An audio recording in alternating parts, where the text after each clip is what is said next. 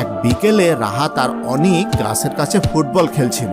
হঠাৎ রাহাতের একটা জোরালো কিকে বলটা গাছের গোড়ায় গিয়ে আঘাত করে।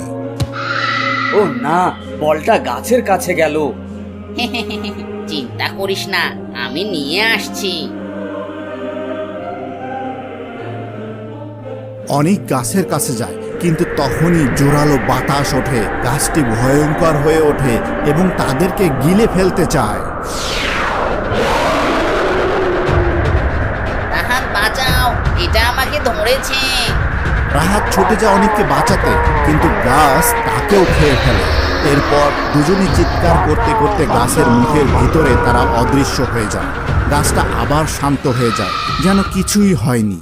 পরের দিন সকালে স্কুলে তোলপাড়। রাহাত আর অনেক নিখোঁজ। ক্লাস টিচার সাব্বির ক্লাসে উদ্বিগ্ন। বাচ্চারা, তোমাদের